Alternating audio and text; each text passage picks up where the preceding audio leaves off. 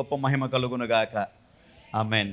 ప్రభు దగ్గరికి వస్తున్నటువంటి వారికి అనేక సందేహాలు కలుగుతూ ఉంటాయి. ఏమిటా సందేహాలంటే రకరకాలుగా ఉంటాయి. ఒక్కొక్కరికి ఒక్కొక్క సందేహం. ఇది చెయ్యొచ్చా, ఇది చేయకూడదా, ప్రభు దగ్గరకు వస్తే ఇది మానేయాలంట కదా అని రకరకాల ఆలోచనలు చేస్తూ ఉంటారు. అయితే అట్లాంటి కోవలోకి వచ్చినదే ఒక సంఘటన, ఒక సందేహం. ప్రతి ఒక్కరి జీవితంలో కూడా ఈ సందేహం మరీ ఎక్కువగా ఉండటాన్ని నేను గమనించాను. ఏమిటి ఆ సందేహం అంటే, ప్రభుని ఆరాధించేటటువంటి వారు, ప్రభు దగ్గరకు వచ్చేటటువంటి వారు, క్రైస్తవులుగా పిలువబడుతున్నటువంటి స్త్రీలు, క్రైస్తవ స్త్రీలు బొట్టు పెట్టుకోవచ్చా అనేటటువంటి ఒక క్వశ్చన్ మార్కు అనేక మంది నోటి వెంట నేను వింటూ ఉన్నాను. ఏమండి, ఎందుకు ప్రభు దగ్గరికి రావట్లేదు అని మీరు అడుగుతూ ఉన్నప్పుడు అటు నుంచి వచ్చే సమాధానం ఏంటంటే, అమ్మ మాకు రావాలని ఉంది కానీ వస్తే బొట్టు తీసేయాలంట కదా. బొట్టు తీసేయమని పరిశుద్ధ బైబిల్ గ్రంథం ఎక్కడ కూడా మనకు చెప్పడం లేదు. హల్లెలూయా. చెప్తా ఉందండి, ఎక్కడైనా వ్రాయబడి ఉందా మీరు బొట్టు పెట్టుకోకూడదు, బొట్టు పెట్టుకోవడం పెద్ద నేరం అని చెప్పి ఎక్కడ కూడా వ్రాసలేదు. దేవునికి స్తోత్రం కలుగునుగాక. హల్లెలూయా. అయితే అట్లాగే నేను ఒక చిన్న విషయం మిమ్మల్ని అడుగుతాను. పరిశుద్ధ బైబిల్ గ్రంథంలో మీరు డ్రింకింగ్ చేయకూడదు అంటే, ఫర్ ఎగ్జాంపుల్ మీరు మద్యపానం చేయకూడదు అని చెప్పి పరిశుద్ధ బైబిల్ గ్రంథం వ్రాయబడి ఉంది. అట్లాగే ఎక్కడ కూడా వ్రాసి ఉండలేదు మీరు స్మోకింగ్ చేయకూడదు అని చెప్పి. అలాగని స్మోకింగ్ చేయవచ్చా? నేను అడిగే కొన్ని ప్రశ్నలకు మీరు సమాధానం అవుననో కాదనో మీరు తెలియపరచండి. నేను ముందుకు వెళ్ళడానికి అవకాశం ఉంటుంది. చూడండి, పరిశుద్ధ బైబిల్ గ్రంథం వ్రాయబడి ఉంది ఏమనంటే, మీరు మద్యపానం చేయకూడదు అంటే మత్తు కలిగించేటటువంటి పదార్థాలు మీరు తీసుకోకూడదు అని చెప్పి పరిశుద్ధ బైబిల్ గ్రంథం తెలియచేస్తూ ఉంది. అయితే ఎక్కడ కూడా వ్రాసి లేదు ఏమనంటే మీరు స్మోకింగ్ చేయవద్దు అని చెప్పి ఎక్కడ కూడా వ్రాసి లేదు. అలాగని చేయవచ్చా? చేయకూడదు. ఎలా చెప్తున్నారు చేయకూడదు అని? అంటే కామన్ సెన్స్ అంటారు. మనం పరిశుద్ధ బైబిల్ గ్రంథం ఆత్మీయంగా కొన్ని విషయాలను మనకి బోధిస్తుంది, అక్షరార్థంగా కొన్ని విషయాలను బోధిస్తుంది. అంటే అన్ని విషయాలు పరిశుద్ధ బైబిల్ గ్రంథంలో వ్రాసి ఉండవు, కానీ చదువుతూ ఉన్నప్పుడు పరిశుద్ధాత్మ దేవుడు మనకు బోధిస్తాడు, ఆయన బయలుపరుస్తాడు. మనకు హాని కలిగించేది ఏది కూడా చేయటానికి వీల్లేదంటాడు. ఎందుకోసం చేయకూడదు అంటే ఒక చిన్న ఉదాహరణ చెప్తాను. నీ దేహం నీది కాదు. హల్లెలూయా. చూద్దాం పరిశుద్ధ బైబిల్ గ్రంథం కొరింథీయులకు రాసిన మొదటి పత్రిక 3వ అధ్యాయం 16వ వచనం చూడండి. మీరు దేవుని ఆలయమై ఉన్నారనియు దేవుని ఆత్మ మీలో నివసించుచున్నదనియు మీరు ఎరుగరా? ఎవడైనను దేవుని ఆలయమును పాడు చేసిన ఎడల దేవుడు వానిని పాడు చేయును. దేవుని ఆలయము పరిశుద్ధమై ఉన్నది, మీరు ఆ ఆలయమై ఉన్నారు. హల్లెలూయా. చూడండి, ఇక్కడ ఒక కామన్ సెన్స్తో ఆలోచించండి. మీరు దేవుని ఆలయమై ఉన్నారని ఎరుగరా? మీరు దేవుని ఆలయం, దేవుని ఆత్మ, పరిశుద్ధాత్మ దేవుడు మీలో నివసించుచున్నాడని మీరు ఎరగాలి. ఎవడైనాను దేవుని ఆలయమును పాడు చెయ్యాలని తలంచిన ఎడల, వినపడుతుందా అండి? ఎవడైనాను దేవుని ఆలయమును పాడు చెయ్యాలని తలంచిన ఎడల అంటే నీ దేహం దేవుని ఆలయం, నీ దేహమును పాడు చెయ్యాలని నీవు తలంచినట్లయితే దేవుడు నిన్ను పాడు చేస్తాడని చెప్పి వాక్యం తెలియపరుస్తామండి. ఇప్పుడు చూడండి, స్మోకింగ్ అనేది ఒక ఆరోగ్యానికి హానికరం. అంటే నీ దేహం పాడవుతుంది, నీ దేహంలో ఉన్నటువంటి కొన్ని అవయవాలు పాడైపోతూ ఉన్నాయి. దేవుని ఆలయమై ఉన్న నీ శరీరాన్ని నువ్వు పాడు చేసుకోవడం అది దేవుని చిత్తం కాదు. అందుకని ఎవరు కూడా కామన్ సెన్స్తో ఆలోచించి ఇది దేవుని యొక్క వాక్యము వ్రాసి ఉండకపోయినప్పటికీ కూడా స్మోకింగ్ అనేది చెయ్యకూడదు అని చెప్పి ప్రతి ఒక్కరు కూడా చెప్తూ ఉంటారు. దేవునికి మహిమ కలుగునుగాక. చాలా సందర్భాల్లో నేను గమనించాను, ప్రభు దగ్గరికి రమ్మని పిలుస్తూ ఉన్నప్పుడు కొంతమంది ఇచ్చేటటువంటి సమాధానం ఏంటంటే, అయ్యా నా లోపల కొన్ని బలహీనతలు ఉన్నాయి, నేను వాటిని వదిలిపెట్టినాక వస్తాను అని అనేక మంది సమాధానం ఇచ్చారు. అది సాధ్యపడే విషయమేనంటారా? అది సాధ్యపడుతుందా? మనకున్నటువంటి బలహీనతలను మనం పూర్తిగా వదిలిపెట్టేసి అప్పుడు నేను వదిలిపెట్టిన తర్వాత వస్తాను అంటే, ఏ మనుషుడైనా తనకున్న బలహీనతలను వదిలిపెట్టిన తర్వాత ప్రభు దగ్గరికి రావడం అనేది ఎప్పుడు అంటే బ్రతికుండంగా అయితే జరగదండి. చనిపోయిన తర్వాత రాలేడు. బ్రతికుండంగా జరగదు, చనిపోయిన తర్వాత రాలేడు. అందుకని నేను చెప్తాను ఎప్పుడు కూడా ఏమనంటే, ఒక తాగుబోతుగా ఉండగానే ప్రభు దగ్గరికి రావాలి. ఏ దురలవాట్లయితే నీకు ఉన్నావో వాటితో నువ్వు ఉండగానే ప్రభు దగ్గరకు వస్తే ప్రభు మార్చే దేవుడు. ప్రభు పాపుల్ని పిలవచ్చాడు కానీ పరిశుద్ధులను పిలవ రాలేదు. హల్లెలూయా. అయ్యా నేను పాపిని అంటే నిన్నే పిలుస్తున్నాడు దేవుడు. అయ్యా నాలో బలహీనతలు ఉన్నాయంటే నిన్నే పిలుస్తున్నాడు దేవుడు. అయ్యా నేను మానుకోలేకపోతున్నాను నువ్వంటే నిన్నే పిలుస్తున్నాడు దేవుడు. హల్లెలూయా. ఆయన పరమ వైద్యుడు. చూడండి, ఆరోగ్యవంతుడికి వైద్యుడు అక్కర్లేదని వాక్యం చెప్తుంది. ఎవరు వైద్యుని దగ్గరికి వెళ్ళాలి? రోగంతో ఉన్న వ్యక్తి వైద్యుడి దగ్గరికి వెళ్తాడు. మంచి ఆరోగ్యంగా ఉన్న వ్యక్తి వైద్యుడి దగ్గరికి వెళ్ళి, డాక్టర్ గారు మీరు ఎలా ఉన్నారు చూసి వెళ్దామని వచ్చాను ఎప్పుడని అంటాడా? అమ్మో అక్కడికి వెళ్తే ఏంటి నీ కళ్ళు ఎరవడిని ఏంటి అంటాడేమో. ఏంది బక్క చిక్కిపోయావు అంటాడేమో. లేనిపోయింది ఒక టానిక్ రాస్తాను వాడుకో అంటాడేమో. ఇది తాగితే ఏ సమస్య వచ్చి పడిద్దాం మళ్ళా అని చెప్పి ఎవరు కూడా పలకరించడానికి కూడా వెళ్ళరు. ఎందుకోసమంటే అనారోగ్యంతో ఉన్నప్పుడే మనం డాక్టర్ దగ్గరికి వెళ్తాం, వైద్యుడి దగ్గరికి వెళ్తాం. అట్లాగే ఈ లోకానుసారంగా కూడా మనం ఆలోచన చేస్తే, మనం పాపులముగా ఉన్నప్పుడు, మనలో దేవుని చిత్తం కాని విషయాలు మనల్ని నిలబడి చేస్తూ ఉన్నప్పుడు, దేవునికి వ్యతిరేకమైన కార్యాలు మన మనసుల్లో జరుగుతూ ఉన్నప్పుడు, మనం అప్పుడు ప్రభు దగ్గరికి వెళ్తే ఆయన తన ఆత్మశక్తి ద్వారా ఆయన మనల్ని దర్శించి మనల్ని బాగు చేస్తారు. ఆమేన్, హల్లెలూయా. అనేక మంది జీవితాలు ప్రభు దగ్గరికి రావడం ద్వారా బాగుపడ్డాయండి. అనేక మంది సాక్ష్యం ఇస్తూ ఉంటారు. ఏమండి ఇది వరకు నా కాలు నిలబడేది కాదు, అంటే నాకు ఒక స్థిరమైన ఆలోచన ఉండేది కాదు, చాలా చిందరవందరగా నా జీవితంలో అస్తవ్యస్తంగా ఉండేది. కానీ నేను ప్రభువు దగ్గరకు వచ్చిన తర్వాత నేను నా కుటుంబాన్ని కట్టుకోగలిగాను, నిలబడగలిగాను, నేను సంతోషంగా సమాధానకరంగా ఉండగలిగానని చెప్పి అనేక మంది సాక్ష్యం ఇస్తూ ఉంటారు. ఆమేన్, హల్లెలూయా, హల్లెలూయా. అందుకని ప్రభు దగ్గరకు మనం వచ్చడం ద్వారా అనేక విషయాలను మనం గ్రహించగలుగుతాం. చూడండి, ఈ విషయాలన్నింటిలో కూడా మనం పూర్తిగా మారిన తర్వాత నేను వస్తాను అనేది తప్పు. మీకు ఎవరైనా కొంతమంది వ్యక్తులు తెలిసినప్పుడు, వారు ఏదైనా బలహీనతలు ఉంటూ ఉన్నప్పుడు, వారు మరి ఈ లోకానుసారంగా అనేక మరి అలవాట్లకు బానిసలు అయిపోయి ఉంటే, అట్లాంటి వారిని మీరు పిలవండి. వారు చెప్పొచ్చు కంపల్సరీగా, ఏమండి నేను ఇలా ఉండి ఎలా రానండి, అలా ఉన్నావు కనుకే రావాలి. హల్లెలూయా. అలా ఉన్నావు కనుకే రావాలి. నేను అన్నీ మానేసి నాకు వస్తానంటే, అన్నీ మానేయడం అనేది నువ్వు బ్రతికొండగా జరిగే పని కాదు. చనిపోయిన తర్వాత మానేయగలుగుతావు, కానీ అప్పుడు ప్రభు దగ్గరికి రాలేవు. ఇది సాధ్యం కాని విషయం కనుక మనము వ్యాధిగ్రస్తులముగా ఉండగానే హాస్పిటల్కి వెళ్తామో, అట్లాగే మనం పాపులముగా ఉండగానే ప్రభు దగ్గరకు రావాలి. మనలో కొన్ని దురలవాట్లు మనల్ని నిలబడి చేస్తున్నప్పుడు వాటి నుంచి విడిపించేవాడు, ఆ కట్లను తెంచేవాడు, మనకు జీవితాన్ని పరిశుద్ధంగా మార్చేవాడు ప్రభువైన యేసుక్రీస్తు. ఆమేన్, హల్లెలూయా. అట్లాంటి బంధకాలతో బంధించబడినప్పుడు మన ప్రభు దగ్గరికి వస్తే ఆ బంధకాల నుంచి ఆయన విడుదల దయచేస్తారు. ఆమేన్, హల్లెలూయా, హల్లెలూయా. ఇక్కడ చాలా విషయాలను మనము కామన్ సెన్స్ ద్వారా ఆలోచించాలి. ఇక్కడ చాలా స్పష్టంగా చెప్తుంది, మీరు దేవుని ఆలయమై ఉన్నారని మీరు ఎరుగరా? మీరంతా ఎవరు? మేము మనుషులమండి అని అనకండి, మీరు దేవుని ఆలయాలు. హల్లెలూయా. మీరు దేవుని ఆలయాలు. దేవుని ఆత్మ మీ లోపల నివసిస్తుంది. ఎలా చెప్పగలం? మీ ఆత్మ దేవుని యొద్ద నుండి వచ్చింది. ఆత్మ యెహోవా పెట్టిన దీపము, నరుని ఆత్మ యెహోవా పెట్టిన దీపము అని వాక్యం సెలవిస్తూ ఉంది. హల్లెలూయా. చాలామంది అంటూ ఉంటారు, నా ఇష్టం అండి, నా ఇష్టం, నా డబ్బు, నా కష్టార్జితం, నేను తాగుతాను, తిరుగుతాను, అడగడానికి నువ్వెవడవు అంటాడు. అంటే ఇక్కడ ఇలాంటి మాటలు మీరు విన్నారు కదా, చాలామంది నోటి వెంట విన్నారు కదా. అంటే నువ్వరే, నీ దేహం నీది కాదు, అది దేవుడిచ్చింది, అది దేవుని సొత్తు, దేవుని సొంతం. నువ్వు దాన్ని పాడు చేయాలని చూడబాక, చూస్తే దేవుడు నిన్ను పాడు చేస్తాడు.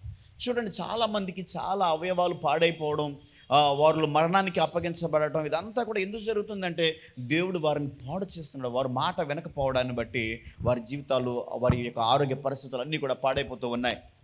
అందుకని మనం పరిశీలన చేయాలి. వాక్యము చాలా స్పష్టంగా చెప్తూ ఉంది. చాలా విషయాలను డైరెక్ట్గా చెప్పదు, కానీ ఇండైరెక్ట్గా చెప్తుంది. హల్లెలూయా. అందుకని ప్రతి విషయాన్ని కూడా మనము జ్ఞానము కలిగి గ్రహించాలి. దేవునికి స్తోత్రం కలుగునగాక.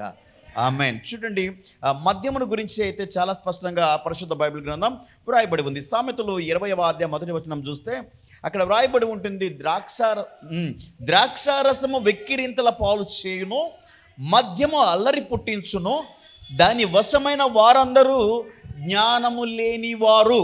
ఇక్కడ మద్యపానమును గురించి చాలా స్పష్టంగా వ్రాయబడి ఉంది. ఏమనంటే, ఇక్కడ మీ ద్రాక్షారసం అంటే ఏంటి? మనం ప్రతి నెల మొదటి ఆదివారం నాడు తాగుతున్నాం చూసారా, అది కాదండి. ఏమండి, ద్రాక్షారసం మీరే మీ చేతులతో మాకిస్తున్నారు కదా అని చెప్పి అంత లోతుగా ఆలోచించకండి, జ్ఞానం ఎక్కువైపోతుంది. మీరు ఇక్కడ గమనించాల్సిందంటే, ద్రాక్షారసం అంటే వైన్ అంటే ద్రాక్ష సారా, ద్రాక్షాలతో సారా తయారు చేస్తారు. ఇది మత్తు కలిగిస్తుంది. దీని విషయమై దేవుడు మాట్లాడుతున్నాడు. ఏమనంటే, ద్రాక్షారసము వెక్కిరింతల పాలు చేయును, మద్యము అల్లరి పుట్టించును, దాని వశమైన వారందరూ జ్ఞానము లేనివారు. త్రాగుబోతులకి ఏం లేదంట? జ్ఞానం లేదంట. ఇక్కడ ఎవరైనా ఉన్నారా త్రాగుబోతులు? లేరా? దేవునికి మహిమ కలుగునుగాక.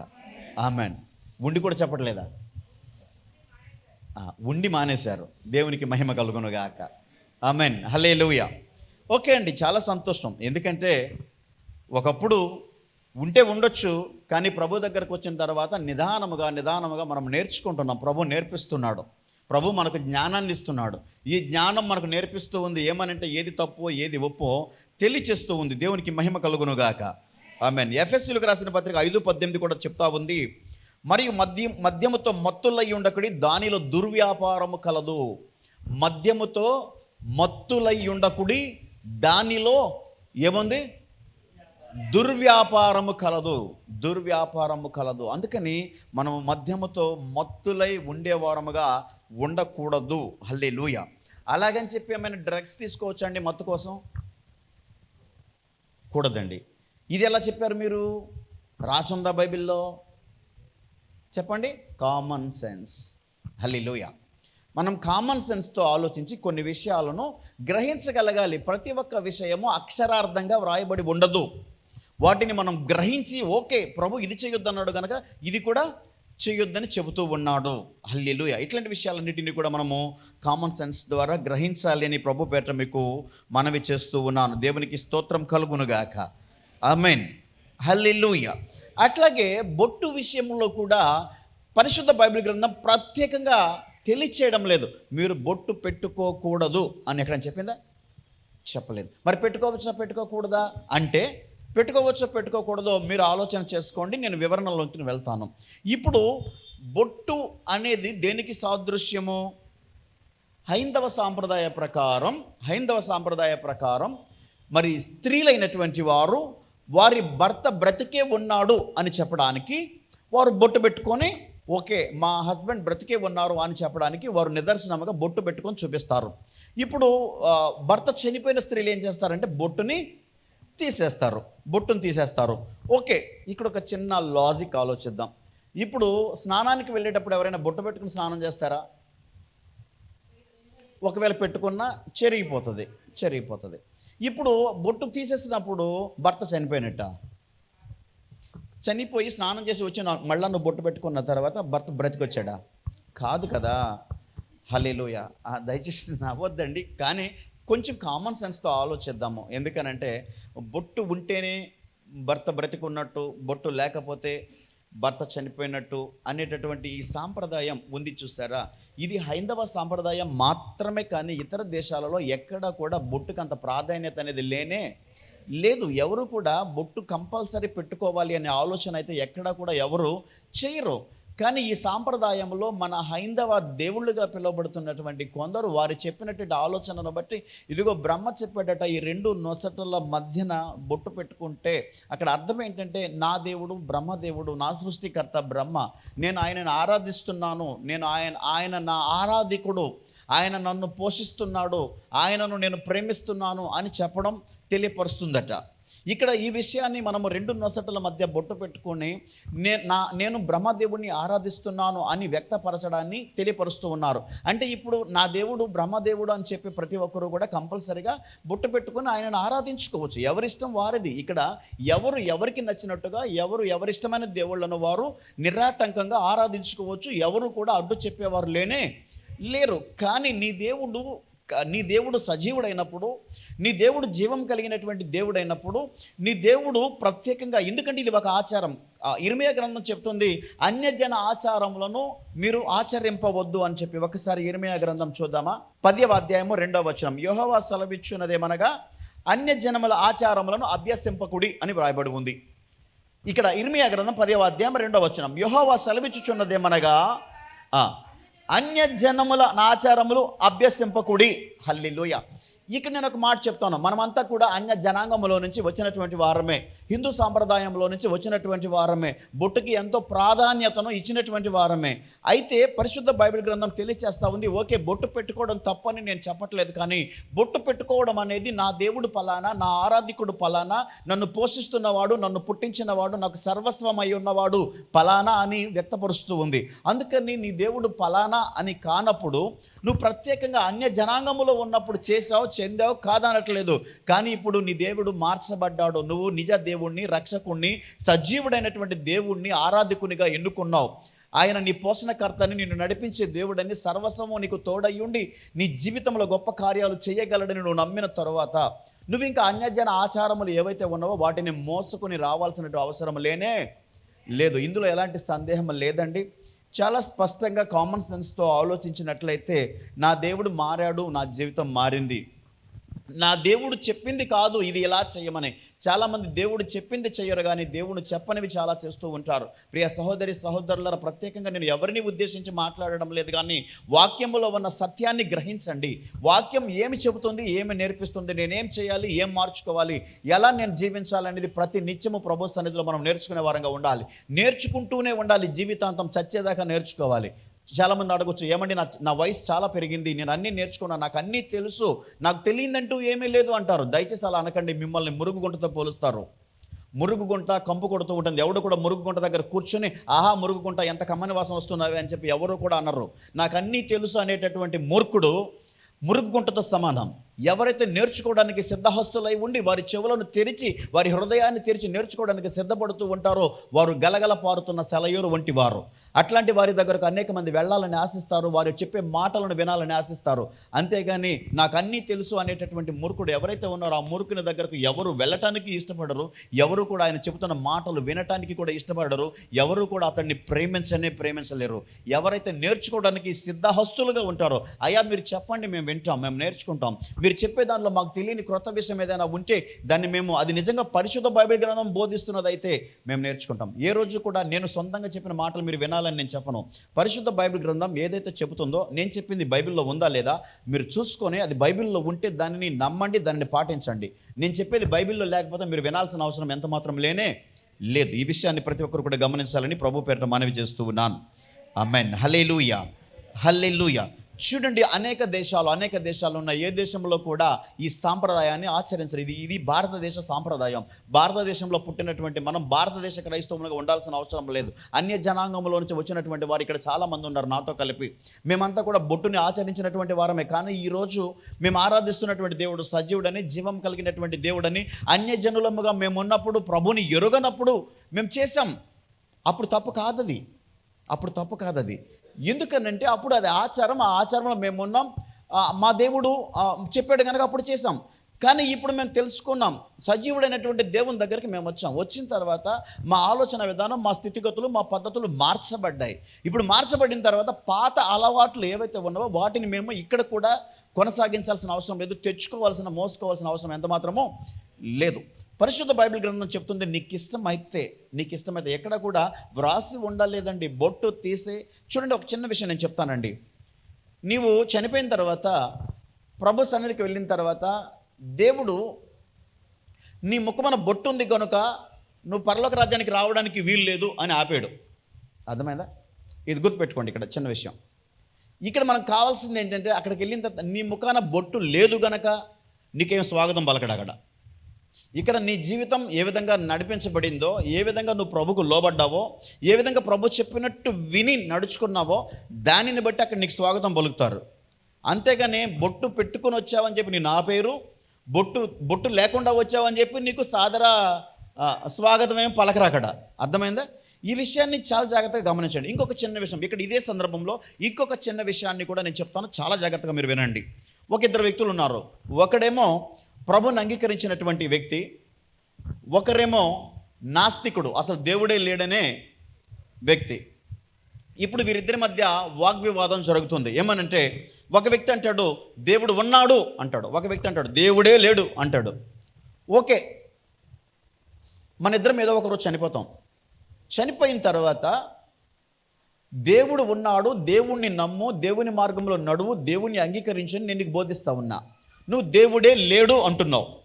ఒక్కవేళ ఇక్కడ ఇద్దరం చనిపోయి మరి ఆ లోకానికి చేరిన తర్వాత ఒకవేళ దేవుడు ఉంటే, దేవుడు అనేవాడు అసలు ఉంటే నాకు స్వర్గం ప్రాప్తిస్తుంది. ఎందుకనంటే నేను దేవుడిని నమ్మాను, దేవుడిని అంగీకరించాను, దేవుని మార్గంలో నేను నడిచాను. ఒకవేళ దేవుడు లేడని నువ్వు చెప్తున్నావే, నీ సంగతి ఏంటి? నరకమే కదా. ఓకే, నీ దారిలోకి నేను వస్తా. ఇప్పుడు దేవుడే లేడన్నావు, దేవుడు లేకపోతే మంచిదేగా, నాకు వచ్చే నష్టం ప్రత్యేకంగా ఏమీ ఉండదు కదా అన్నాడు. ఓకే, ఈరోజు ఇదే విషయాన్ని దృష్టిలో పెట్టుకొని బొట్టు దగ్గరకు వద్దాం.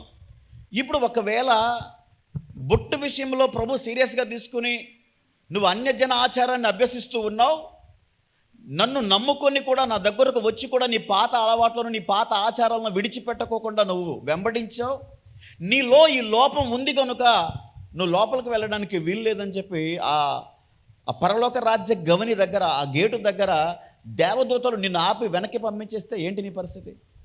అనుకుందాం, ఆలోచన చేద్దాం. ఎందుకంటే కీడించి మేలెంచమన్నారు. అవునా అండి? కీడించి మేలెంచమన్నారు. అలా ఆపుతారు అనేది ఎక్కడ లేదు. ఒకవేళ ఆపితే ఇబ్బందే కదా. ఎంత భక్తి వేస్తే కదా. ఇంతకాలం నీ పనులన్నీ ప్రక్కన పెట్టుకొని హడావుడిగా పొద్దున్న లేచి చన్నీళ్ళలో గబగబ స్నానం చేసేసి పరుగులు పెట్టుకొని ప్రభు సన్నిధికి వచ్చి మరి ఎంత భక్తి, ఇదంతా వ్యర్థమే కదా. ఒకవేళ అలా జరిగితే వృధా అవుతుంది కనుక దయచేసి పరిశుద్ధ బైబిల్ గ్రంథం ఏదైతే మనకు తెలియపరుస్తూ ఉందో ఆ తెలియచేసిన మాటలను మనం జాగ్రత్తగా ఆలోచన చేసి మనం ముందుకు సాగాలి. ఈ బొట్టు అనేది ప్రత్యేకంగా ఒక ఆచారమే మాత్రమే, కానీ బొట్టుని గురించి ప్రత్యేకంగా ఏ విధమైనటువంటి ఎక్కడా కూడా ఏ విధమైన ప్రత్యేకమైనటువంటి బైబిల్లో ఏ విషయాలను తెలియపరచడం లేదు. బొట్టు పెట్టుకోండి, బొట్టు పెట్టుకోకూడదు, బొట్టు పెట్టుకుంటే నా దగ్గరికి రావద్దని ప్రభు ఎక్కడా చెప్పట్లేదండి. దయచేసి నేను బొట్టు పెట్టుకుంటున్నాను కదా, ఇంకా ప్రభు దగ్గరికి వెళ్ళకూడదేమో అని అనుకోవద్దు. బొట్టు తీసేయమని దేవుడు చెప్పట్లేదు. నీకు బైబిల్ పరిశుద్ధాత్మ దేవుడు నీకు బోధపరిస్తే, నీకు తెలియపరిస్తే, నీతో మాట్లాడితే నువ్వు తీసేయాలని నీకు అనిపిస్తే అప్పుడు తీసేయి. అంతేగాని కేవలం ఈ బొట్టు పెట్టుకునే కారణాన్ని బట్టి అమ్మో ప్రభు దగ్గరికి వెళ్తే బొట్టు తీసేయాలంట నేను వెళ్ళను అని అనుకోబాక. ప్రభు దగ్గరికి రా, బొట్టు పెట్టుకునే రా. ప్రభు నీతో మాట్లాడినప్పుడు నువ్వు గ్రహించాల్సింది ఏంటంటే, అయ్యో ఇది నేను చేస్తున్నది సరైనది కాదే అని నీకు అనిపిస్తే అప్పుడు తీసే, పర్వాలేదు. చెప్తున్నది విను. ప్రభు ఏ విధంగా ఆయన ఎలాంటి ఆలోచన కలిగి ప్రభు మాట్లాడుతూ ఉన్నారో ఆ విషయాలను నువ్వు గ్రహించి తద్వారా దేవుడు నీతో మాట్లాడినప్పుడు, దేవుడు మాట్లాడింది నీకు అర్థమైనప్పుడు, దేవునికి ఇష్టకరంగా నువ్వు మారాలని అనుకుంటే అప్పుడు తీసేయి. బొట్టు ఇంకా దేనికోసం పెట్టుకుంటారు అనేటటువంటి విషయాన్ని మనం పరిశీలన చేద్దాం. బొట్టు ఇంకా దేనికోసం పెట్టుకుంటారు మీరు చెప్పండి. ఒకటి ఆచారం ప్రకారం పెట్టుకుంటారు అని చెప్పుకున్నాం. రెండవది బొట్టు ఇంకెందుకు పెట్టుకుంటారు? అలంకారం కోసం. చూడండి, వివాహం కాని స్త్రీలు కూడా బొట్టు పెట్టుకుంటారు ఆచారం ప్రకారం. ఇప్పుడు బొట్టు పెట్టుకుంటే భర్త బ్రతుకున్నట్టు, బొట్టు తీసేస్తే భర్త చనిపోయినట్టు అని అనుకున్నాం కదా. ఇప్పుడు వివాహం కాని స్త్రీలు బొట్టు పెట్టుకుంటే వారి భర్త బ్రతుకున్నట్ట. ఎందుకోసం పెట్టుకుంటున్నారు? కేవలం వారు అందముగా కనిపించుట కొరకు బొట్టు పెట్టుకుంటున్నారు. ఇది వరకు బొట్లు కుంకుమ రూపంలో ఉండేవి, తరువాత అది కాస్త స్టిక్కర్స్గా మారబడ్డాయి, ఆ తర్వాత పాములులాగా మార్చబడ్డాయి. ఇలా బారుగా కూడా వస్తున్నాయి, మీరు గమనించారు లేదా? అవునా అండి? ఇట్లా రకరకాలుగా అవతారాలు ఎత్తినాయి. ఓకే, అయితే ఇప్పుడు ఎందుకోసం అంటే, బొట్టు అంటేనే ఏదో కుంకుమనే బొట్టు అంటారు ఒరిజినల్గా అయితే నాకు తెలిసి, కానీ అసలు ఇప్పుడు బొట్టులో కుంకుమే ఉండట్లేదు. అవునా అండి? రకరకాలుగా డిజైన్స్, రకరకాలుగా ఏదో చుక్కలుగా ఏదో చాలా వెరైటీస్. ఎందుకోసం ఇదంతా? కేవలం అలంకారమే. అలంకారప్రాయంగా బొట్టు పెడుతున్నారు చాలామంది. ఒరిజినల్గా బొట్టు పెట్టాలంటే శివపార్వతులు నేర్పించింది ఏమిటయ్యా అంటే, బొట్టు 5 చోట్ల పెట్టాలట. ఎక్కడెక్కడ పెట్టాలో తెలుసా మీకు? బొట్టు 5 చోట్ల ఎక్కడెక్కడ పెట్టాలో తెలుసా మీకు? 1 నొసటన, 2 పాపిట్లో, 3 కంఠం దగ్గర, 4 ఛాతీ దగ్గర, 5 బొడ్డు దగ్గర. ఇట్లా 5 ప్రాంతాల్లో ఒరిజినల్గా హైందవ సాంప్రదాయం నేర్పించినటువంటి బొట్టు ఏమిటయ్యా అంటే 5 చోట్ల పెట్టాలి. అర్థమైందండి? ఇది నేర్పించింది, ఇది ఒక ఆచారం. ఈ ఆచారం అన్యజనముగా ఉన్నప్పుడు మనం అభ్యసించాం. 5 చోట్ల పెట్టకపోయినా 1 చోటైనా పెట్టాం. అవునా అండి? ఇట్లా పెట్టుకుంటూ నడుచుకుంటూ వచ్చాం. కానీ ఇప్పుడైతే చేయాల్సిన అవసరమో లేదు. ఇక్కడ ఎందుకు ఇంకా బొట్టు ఎందుకు పెడుతున్నారు అంటే, అది అందము కొరకు పెడుతున్నారండి. ఒక స్త్రీ బొట్టు పెట్టుకోక ముందు ఒకలాగా ఉంటే, బొట్టు పెట్టుకున్న తర్వాత ఆమె అందం చాలా రెట్లు పెరిగిపోతుందంట. ఇప్పుడు అందం కొరకు బొట్టు పెడుతున్నారు. ఓకే, ఇప్పుడు మేము అందంగా ఇప్పుడు అదే విషయానికి వస్తే, ఈ మధ్య కాలంలో నేను గమనించింది ఏంటంటే, హైందవ సాంప్రదాయంలో ఉన్న స్త్రీలు కూడా చాలామంది బొట్టు తీసేసి అది ఒక ఫ్యాషన్గా వారు జీవిస్తూ ఉన్నారు. అవునా అండి? చాలామంది చాలా మోడర్న్గా ఉంటూ బొట్టు తీసేసి వాళ్ళు ఇంకా అదే మోడర్న్ అనుకుని వాళ్ళు ఉంటూ ఉన్నారు. ఇట్లా దేనికోసమయ్యా బొట్టు అంటే రెండవ కారణం చెప్తా ఉంది, అందము కొరకు బొట్టు పెట్టుకుంటున్నారు అని చెప్పి. ఈరోజు మనము అందము కొరకు బొట్టు పెట్టుకుంటున్నామా, ఆచారం కొరకు బొట్టు పెట్టుకుంటున్నామా అనేది మనం ఆలోచన చేయాలి. ఇప్పుడు వాక్యం ఏం చెప్తుంది, అందమును గురించి వాక్యం ఏం చెప్తుంది ఒకసారి చూద్దాం. సామెతలు గ్రంథము 31వ అధ్యాయము, సామెతల గ్రంథము 31వ అధ్యాయము 30వ వచనం. అందము మోసకరము, సౌందర్యము వ్యర్థము, యెహోవా యందు భయభక్తులు కలిగిన స్త్రీ కొనియాడబడును. చూడండి, అందం ఏంటంట, మోసకరం అంట, సౌందర్యము. ఎందుకని వ్యర్థము సౌందర్యము? సౌందర్యము ఎందుకు వ్యర్థం అంటే, నేను ఒక 2 ఫోటోలు చూశానండి. ఒకసారి ఒక ఫోటోలో ఒక అమ్మాయి చాలా అందంగా ఉంది, కానీ పక్కనే ఇంకొక ఫోటో చూశాను, ఎముకల గూడులా మారిపోయింది. అంటే ఎంత అందమైన స్త్రీ అయినా మరణం తర్వాత మట్టిలో కప్పి పెట్టబడిన తర్వాత ఎముకల గూడే, అవునా అండి? ఈ అందం అక్కడేమీ కనిపించదు. అందము మోసకరము, సౌందర్యము వ్యర్థం. అందము కొరకు ప్రయాసపడవలసిన అవసరం లేదు. ఎందుకు రకరకాలుగా ఎందుకు అందముగా కనిపించాలని కోరుకుంటారు? పురుషులు కానీ స్త్రీలు కానీ ఎందుకు అందముగా కనిపించాలని కోరుకుంటారు చెప్పండి మీరు? అనేక మంది దృష్టిని వారు ఆకర్షించడానికి, అనేక మంది నన్ను చూడాలనే ఆలోచనతో వారు అందముగా కనిపించాలని వారు రకరకాల వస్త్రాల పరంగా కానివ్వండి, వారు బొట్టు విషయంలో కానివ్వండి, ఈ కారణాలను ఎందుకురా అంత అందంగా తయారయ్యావు అంటే ఏమంటాడు, నేను పెళ్ళికి వెళ్తాను అంటాడు. పెళ్ళికి వెళ్తే ఏముందరా అక్కడ భోజనం పెట్టరా అందంగా లేకపోతే అంటే, అదేం కాదు, అక్కడ చాలామంది వస్తారు, అందరూ నన్నే చూడాలి. ఏమంట, అందరూ నన్నే చూడాలి అని జిగేల్మని తల మెరిసిపోవాలని మేకప్లు, లిప్స్టిక్లు, ఇంకా ఏవేవో వేసుకుని వెళ్తూ ఉంటారు. ఎందుకోసమయ్యా అంటే ఆకర్షించటానికట, దృష్టిని ఆకర్షించటానికి. నేను అందంగా ఉన్నాను, నేను ఎంత మోడర్న్ డ్రెస్ వేసుకున్నానో చూడు అని చెప్పి అనేక మందికి చూపించాలంట. అనేక మంది వచ్చి ఈ చీర ఎక్కడ కొన్నావు అని అడగాలంట. హల్లెలూయా. దయచేసి గమనించండి ప్రియా సహోదరి సహోదరులారా, వాక్యం ఏం చెప్తుందంటే అందము మోసకరము, సౌందర్యము వ్యర్థము. మీకు ఒక విషయం తెలుసా, లూసిఫర్ అపవాది అయినటువంటి సాతానుడు ఆ దేవుని సన్నిధి నుండి పడగొట్టబడటానికి గల కారణాల్లో ఒక కారణం అందము. హల్లెలూయా. మరి ఈరోజు ప్రభు మనతో మాట్లాడి ఉన్నారు, క్రైస్తవ స్త్రీలు బొట్టు పెట్టుకోవచ్చా అనేటటువంటి విషయంలో ఒక ఆలోచనను దేవుడు మనకు తెలియపరిచాడు. మీ ఇష్టం, మీ చిత్త ప్రకారం మీరు రండి, కానీ దేవుణ్ణి అంగీకరించి రక్షణ పొందుకున్న తర్వాత, బాప్తిస్మం తీసుకున్న తర్వాత, నేను ఇదే ఆచారాన్ని పాటిస్తూ ఉన్నాను, బాప్తిస్మం అయితే తీసుకున్నాను కానీ నేను నా ఆచారాన్ని నేను వదులుకోలేకపోతున్నానంటే, దేవుడు నీతో మాట్లాడి చెప్పి నీకు బోధించేటంత వరకు నువ్వు రా. దేవుడు చెప్పిన రోజు చెప్తారు, దేవుడు చెప్పింది నీకు అర్థమైన రోజు నీకు తీసేయాలని మనస్ఫూర్తిగా అనిపిస్తే అప్పుడు తీసేద్దావు. కానీ అంతేగాని ఏ విధమైనటువంటి ఆటంకం లేదు. ఎవరు కూడా మిమ్మల్ని ఆటంకపరచరు, ఎవరు కూడా మిమ్మల్ని అభ్యంతరపరచరు. ఈ విషయంలో దేవుడు చెప్పిన ఈ మాటలను కొంచెం జాగ్రత్తగా మీరు ఆలోచన చేయండి. అంతేగాని అభ్యంతరము అనుకోవద్దు, ఇది ఇబ్బంది అని అనుకోవద్దు. ఎందుకంటే అభ్యంతర కారకం ఏదైతే ఉందో దాన్ని మీరు జయించండి. బొట్టు తీసేసే రావాలి అనేది నేను చెప్పట్లేదు, గుర్తుపెట్టుకోండి. ఎందుకంటే ఈ ఒక్క విషయమే ఒక కుటుంబాన్ని దేవుని సన్నిధి దూరం చేసేసింది అక్కడ మన సంఘాల్లో, ఈ ఒక్క విషయమే. అందుకని నేను ఎన్నిసార్లు మరీ నేను చెప్తుంది ఏంటంటే, అనేక మంది తెలిసి తెలియక మిమ్మల్ని ఏదేదో అంటూ ఉంటారు. దయచేసి వాళ్ళ మాటలు మీరు పట్టించుకోవాల్సిన అవసరం లేదు. దేవుడు మాట్లాడతాడు, నీకు మనస్ఫూర్తిగా నీ హృదయానికి అనిపించినప్పుడు నువ్వేం చేయాలనుకుంటున్నావో అలాగా చేయటానికి ఇష్టపడవు.